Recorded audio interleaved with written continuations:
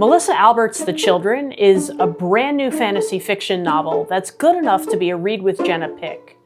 So let's talk about what I loved and didn't love about this audiobook listening experience.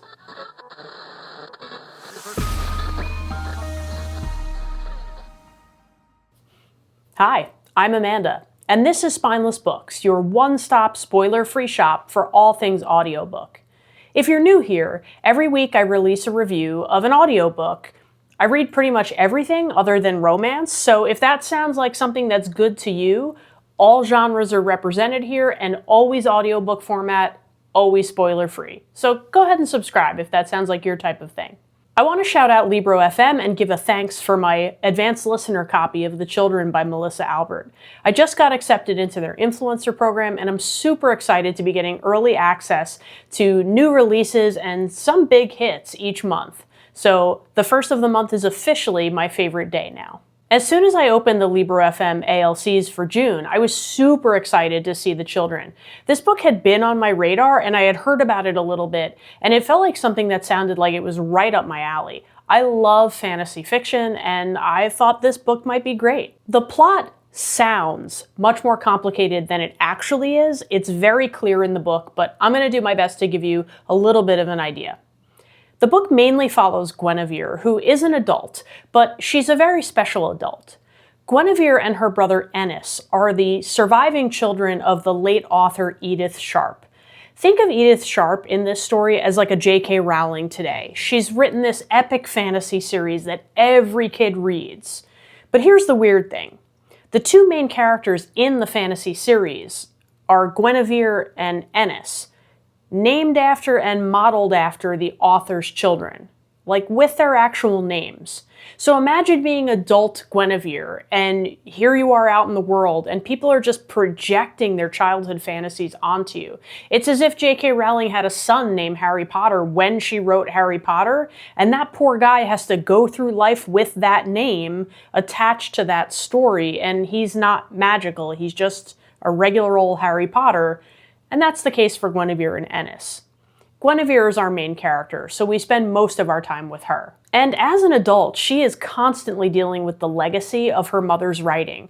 The series was left unfinished due to her mother's untimely death, and Guinevere has just released her own memoir of what it was like growing up as the child of the legendary Edith Sharpe. And as you can imagine, the memoir is really, really popular because everybody wants an inside look. Now we, as the listener of the story, do get an inside look, because the book flashes back and forth between present-day adult Guinevere's life and Guinevere and Ennis's childhood living with their mother, who is a recluse and a little bit of a weirdo. As you can probably guess, things are not exactly normal in their upbringing, and we get to learn all of the things that go on back and forth in their childhood, and then we get to see the impact on the adult children, particularly Guinevere. I felt really immersed in Guinevere's childhood, but I have to say the mayhem and craziness of her present-day life is just as engaging, so I was not disappointed when we moved out of the childhood recollections and into present day. I think all of it was really well written. While they are in no way similar plot-wise, this book conjured up for me the idea of The Night Circus by Erin Morgenstern. I think if you're a fan of that story, while it does have a lot of romantic elements to it, there was something about the way that I just fell into that world, and I started almost looking for ways in which that world would be present in my world while I was listening. And I felt the same way about the children. The weirdness of their reality just kind of made sense to me as something I might be seeing around my own world. Now, it's not quite speculative fiction. It crosses the line into fantasy really clearly at certain points, but it felt like it could be speculative fiction, and then it clearly wasn't. So I enjoyed that it walked that line a little bit genre-wise. The book was a really propulsive read, and it built to a very strong crescendo. I found myself extremely invested in Guinevere and Ennis, and while we don't spend as much time with Ennis as we do with Guinevere, I still really cared about him too.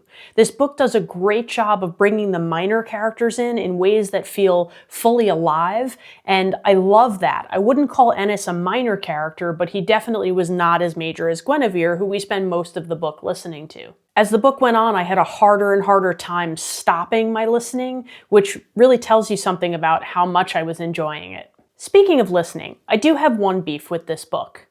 The book is billed as a full cast narration. It's not. It's narrated by Rebecca Loman. Full stop. There are small bits done by Saskia Marleveld, who is a well-known narrator, and at the beginning and end of the book, it's bookended by some children's voices. I would not call this a full cast listen, however.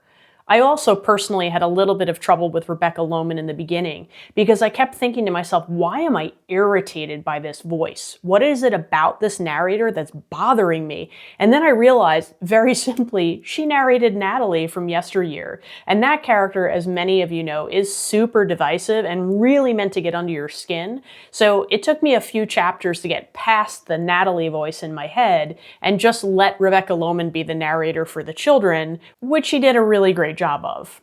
The narration was strong, and she nailed Guinevere's sort of disassociated and really detached personality. And I think when you think about Guinevere growing up as someone with a weird childhood who's then thought of by people as sort of this heroine from a story that she's not, it all makes sense, and Rebecca Loman did that really, really well. As the book built up to its crescendo, I was pretty sure that I knew exactly where it was going, and of course, as per usual in my case, I was wrong. I found it so compelling, though, that I actually had to stop the book one night because I had a little bit left in the story to finish, but I knew that if I didn't just cut it there, I was going to be up all night thinking about it, so I decided I had to go to bed, but as soon as I got up in the morning, I finished out the book. It really had its hooks in me, and it was very hard to not make this take up the whole rest of my night. I feel like in addition to really well-established characters, I love the way Melissa Albert wrote a setting. Now, I haven't read her other books, and apparently there are some serious fans of hers out there, and maybe one day I'll be one of them too. But she just built a world and a description. I felt like I could draw the house and the grounds where Guinevere and Ennis grew up. It just was so vivid in my mind and really almost cinematic in a way. And that's kudos to Melissa Albert that she was able to conjure such vivid imagery in my head. I don't know if this story is going to be a blockbuster, but when you think about the success of books like The Invisible Life of Addie LaRue and The Night Circus, I think adults do have a penchant for sort of mini reality-based fantasy. And I think this book falls into that category well. If you're someone who likes those types of books, I think you'll like this one. But you should know going into it that it is kind of dark. I really enjoyed listening, and I love the way that it wrapped up. It left me in a place that felt me satisfied, but also smirking, and I think that's a great way to end a book. I will eventually get over the idea that it was a full cast narration because it didn't really deter my listening experience, and I think if I hadn't read that, I probably wouldn't have cared at all, but it just felt like a little bit misleading. I think if you're looking for something a little bit different but really immersive, then this is a great book to pick up. It was a 4.5-star read for me. It didn't quite rise to 5, but I really enjoyed it, and I would definitely pick up a book from this author again. Once again, a special thank you to LibroFN for my advanced listener copy. I really enjoyed it, and I feel so fortunate to be part of your influencer program. I look forward to many more reviews of my early access books. Let me know in the comments if you intend to read The Children, or perhaps if you already have. I'd love to talk about it with people and see what other people think, and see if people enjoyed it as much as I did, because I thought this one was really solid. But remember, you might love what I hate and hate what I love, so make your own opinion, but thanks for listening to mine. See you next time.